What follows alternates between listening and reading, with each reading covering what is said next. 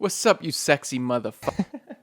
It's the end of week 4 in the transfer market, which means it's time to do our power rankings. Last week, Barcelona finished 6th in the rankings, and I think Laporta took that personally, because Barca's business this week was fucking crazy. But the question is, do they deserve to be at number 1? But before that, as always, honorable mentions. First up is Aston Villa. I love the business, but they actually drop out of the top 8. Arsenal, I can't go a video without talking about my club, baby. And Gabriel Jesus has looked so good in preseason. Now, I still think Leeds have had great business this summer, but the newcomer for the honorable mentions this week is Manchester United. Now, I don't think their business has been fantastic, but I'm a biased motherfucker, okay? And I love Lisandro Martinez. I literally, if you go back down my channel, I started an Arsenal career mode 2 years ago and I signed him. Lisandro Martinez is my guy. A lot of people talk about how good he is on the ball, which he's amazing. He's really, really good on the ball. The one thing I think people aren't really considering in him is he's also a class defender. If you think quicker than your opposition, if you have a strong mentality, if you're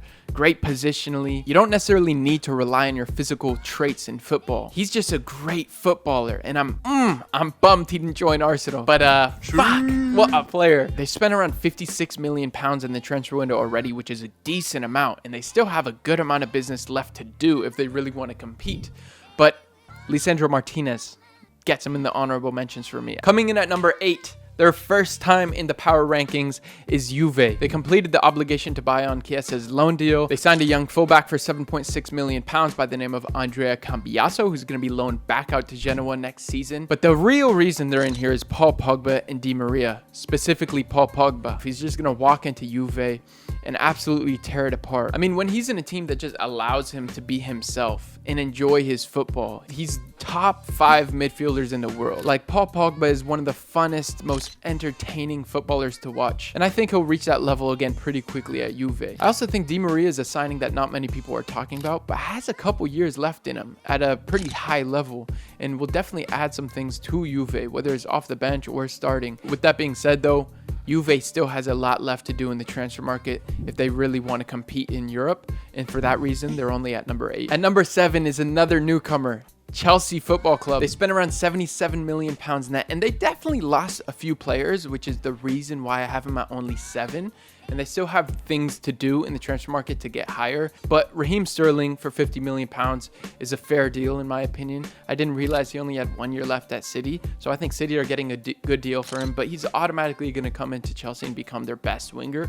And then Koulibaly, he's in his early 30s, so 34 million pounds isn't cheap, but you're getting a world-class center back. And you partner him with Thiago Silva, and then if you bring in one more, like they're linked to, a Kimpembe, a Koundé, their backline is going to be better than it was last season and the season when they won the Champions League. Lastly, I'm pretty salty about Omari Hutchinson leaving Arsenal on a free to Chelsea. Winger, quick, skillful. I don't even want to talk about it. Real Madrid fall to number 6 this week. Tchouaméni, Rudiger, still great signings. I have them above Chelsea because both of the clubs brought in 2 top players. I just think kind of Real Madrid didn't lose as much as Chelsea here. Just to clarify, Real Madrid lost players too, but their players weren't as crucial to their starting 11 as Chelsea's. I'm doing push-ups because I got rejected by my girl. I'll get her back one day. And they also brought in, kind of a player in Tchouaméni who's quite younger than Sterling and Koulibaly, so the longevity is there. So for me, I have him just above Chelsea. Now, Manchester City is at number 5 for me. I was thinking, they might need to even drop a few more places because Sterling left the club, Gabriel Jesus left the club, 2 top players left the club. The reason they're at number 5 for me is City have a net spend of positive 40 million pounds in the transfer window thus far, which tells me their window is far from over. They're being linked to Cucurella, but I think they're going to invest more in this side. All right, the next club, I've thought about it a lot. I'm moving Tottenham up to number 4. Now, the only difference here is they have signed Djed Spence for 12.5 million pounds. Now, I don't think it's spectacular business, but at this point in the transfer window, they filled the most needs in their squad compared to any other Premier League clubs, and probably more than any other club in Europe. So for that reason, they're at number 4 for me. But I'm really excited about Djed Spence. He's a great attacking fullback who I think is ready to take that next step into the Premier League. He's going to be playing in Antonio Conte's system, who wants his fullbacks to really get high, which I think fits Spence's kind of natural tendencies and what he likes to do on the pitch. Now, in terms of the top 3 clubs, it's between Borussia Dortmund, Bayern Munich, and Barcelona. In terms of Bayern Munich, they led our power ranking series for the first couple weeks of the transfer market.